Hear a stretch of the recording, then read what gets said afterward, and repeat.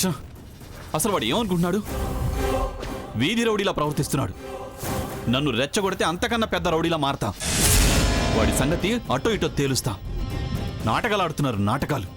ఎవరి గురించి నువ్వు మాట్లాడేది? ఇంకెవరు? తమరికి ఇష్టమైన మీ మనవడి గురించి. వాడు రౌడీలో ప్రవర్తించడం ఏమిటి? నువ్వు అంతకంటే పెద్ద రౌడీలో ప్రవర్తించాల్సిన అవసరం ఏమొచ్చింది? అలాగా జనాన్ని వెనకేసుకొని నా మీదే దాడి చేయాలని చూస్తాడా వాడు? నీ మీద వాడు దాడియా? ఎప్పుడు, ఎందుకు? అలాంటి పని వాడెప్పుడు చెయ్యడు. ఇదే ఈ సపోర్ట్ చూసుకునే వాడు రెచ్చిపోతున్నాడు. మీ రాకపోకలు రాయబారాలు వాడి నెత్తిన కొమ్ములు ముల్పిస్తున్నాయి. కొమ్ములాటకు దిగుతున్నాడు. కొమ్ముల్ని విరిచేస్తాం. అసలు నీకు వాడికి తగదా ఎందుకు వచ్చిందిరా? వాడు నీ దగ్గరికి వచ్చాడా, నువ్వు వాడి దగ్గరికి వెళ్ళావా? నన్ను అక్కడికి వెళ్ళేలా చేసి దౌర్జన్యానికి దిగారు. ఏం చేశాడు? అసలు నువ్వు ఎందుకు వెళ్ళావు? ఏదో పేదోళ్ళు కదా అని బట్టలు తీసుకొని వాళ్ళ ఏరియాలో పంచుదామని స్వర్ణ వెళ్ళింది.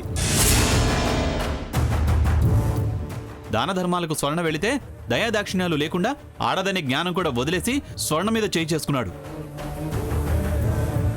స్వర్ణ మీదే చేయి చేసుకున్నాడా?